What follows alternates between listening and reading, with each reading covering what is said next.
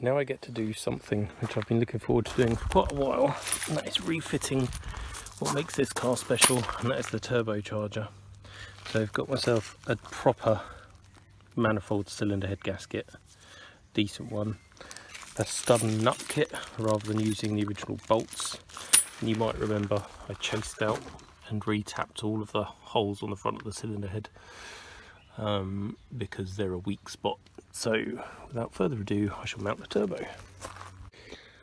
Just balanced the turbo and manifold in there and remembered that I needed to fit a new gasket where the oil drain from the underside of the turbo cartridge goes back to the sump. So I've got that in there now, and I put a tiny smear of Loctite black on it because it's not an original gasket, it's a pre-impregnated one, but it's not top quality. So I didn't put all the studs through the turbo into the cylinder head because it's a pain to align it. It's easier to get a couple in to hang the turbo and then put the rest in afterwards. So I'm just going to remind myself what the torque wrench settings are. I've got my tub of copperies, and I'll stick the rest of the studs in. Turbo is mostly on, just need to use my torque wrench. It's 45 Newton meters. I'm never sure whether when you're torquing a nut onto a stud that original torque setting applies, because of course the only friction now is between the nut, the stud and the underhead of the manifold head, or head of the nut, whereas previously it was, you know, bolt going right through the whole lot into the thread in the block as well. So yeah, I'll do it 45 unless it feels like it's going to tear out, in which case I'll go a little bit less. These are the original nuts and bolts, sorry, nuts and washers that go between the turbo drain and the sump. The washers are actually Doughty washers, so they have a bonded seal to prevent leaks. These are just lock nuts, so they look plain, but they're actually ovaled. So I'm going to put a bit of more, what is it, Loctite black silicone, this stuff, just to make up for the fact that the Doughties are damaged. It shouldn't really matter anyway because the seal is between the inner of the pipe bore. So why the washers need a seal as well, I don't really understand that. Again, due to my own lack of planning and incompetence, I'm running out of things to usefully do, but I can at least put some oil in it.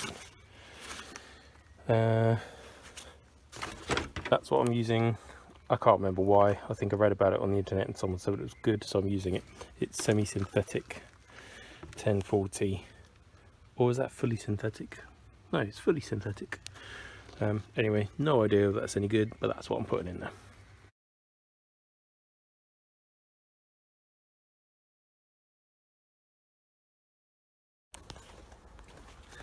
I'd like to say there's method in my madness. There really isn't, or limited anyway. Minor update on the bubble, and it is not constructive, it's actually deconstructive. So I have just taken out the stainless steel pipes, which were all sitting in there quite happily. The reason being, I have bought a brand new set of perfect condition, newly manufactured stainless pipes for the bubble turbo, and they are literally the most beautiful things you've ever seen. They're much better quality than the old ones, and they don't have any damage or marks. So the bubble, I want to be like a super nice car, like minty mint, whereas the 420 GSI turbo, I don't mind if it has a couple of little, you know, they're nice pipes, they're stainless obviously, but things like that annoy me. You open the bonnet and you see that grinding mark, which is really irritating. I didn't do that, someone else did it because I bought those second hand. But so those have come out of there, going in the 420 GSI turbo, and the new ones are going to go back in there when I get around to it. Water pipe time. And rad fans. So the fans, they're installed on, well, they're not installed yet, I've just got to do them up, but basically stainless steel bolts with copper slip on them. I haven't powered the fans up, but the motors aren't seized, so I think they're okay. The frame is all powder coated nicely. These are the original coolant pipes. so you can see how crappy and rusted up they were. Bits and bits like that. So come on, focus, you fucker. Oh well, camera doesn't want to focus, but you get the general idea of crappy nastiness. So I have robbed the stainless pipes from the bubble turbo. So they're going to go in. That is a new top hose to replace that one, which was knackered. That is a little hose, I can't remember where that one goes, I'll work it out later. That is the stainless steel one that runs to overflow bottle or expansion tank. So it's a case of, I think, putting the bottom one in first, that would make sense. Then that one. Then I think the fans go in. Then I need to assemble the radiator into the radiator frame. And then that can all go in the car. And then the intercooler, and then we're pretty much there. Other bits and pieces that all got powder coated. Those are the top rad mounts. That is a holder for something, a relay probably. When I remember where that goes, I'll fit it. Now the rad mount. These are the rubber mounts that hold the fan bracketry, I think. And these are all the rubber grommets and bits and pieces. I have no idea what that is or where that goes. Something to do with a pipe. We'll work that out at some point. Worked out where that pipe goes. That is the turbo out, and a reason I don't think I actually needed to replace it, but that end did look a bit crappy, and that end's right next to the turbo, so it's going to get hot. So I thought if it's available, I think it was only about £9, so I bought one of those. That big hose that goes from the expansion tank down to this bottom rail is actually okay, but again I've bought a new one. That one I will need to reuse. That's for the heater matrix and goes up onto here somewhere, that one. And that is the water pump outlet to here, and although it looks a bit scruffy, it does look okay, so I'll just strip all that down and put it all back together again. And where I can, I'm using stainless hose clips. Where I haven't got one the right size, then I'll just revert back to normal, but that is all stainless. Most of these ones are stainless too. Doing pretty well. Got most of it in.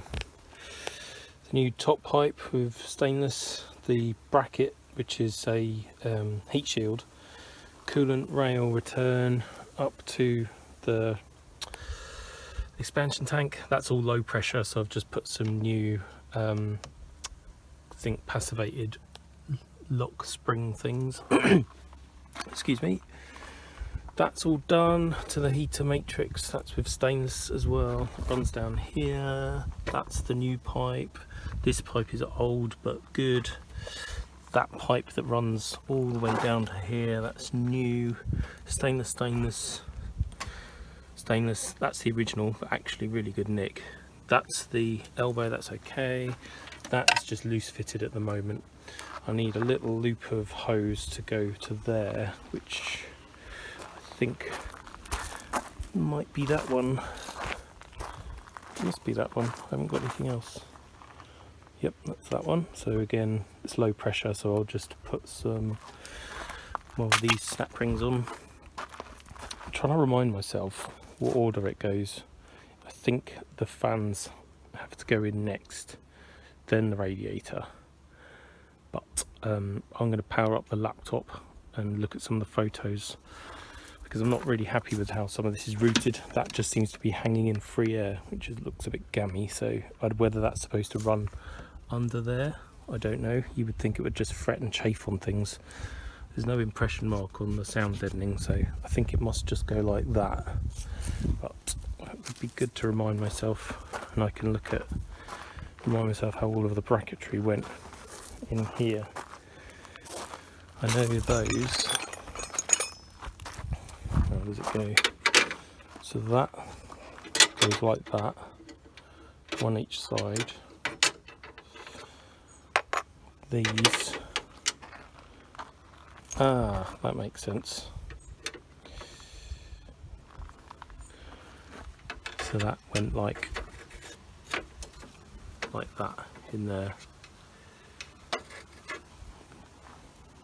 and then that bit bolts onto there. Cool. I think I'm running out of M6 stainless steel fixings though, so that might have to be done in mild. Slowly piecing my way through this. I've looked at my photos and I'm pretty sure that assembly goes in first with its little brackets and things, and then the radiator and intercooler go in that bracket there, and they get lifted in from the front, so from, well, through that gap there. So I'm going to be super careful about not scratching my lovely paint, but I probably will. But yeah, okay, cool. Painting is done. That's the stuff I used. I like it because it is tough.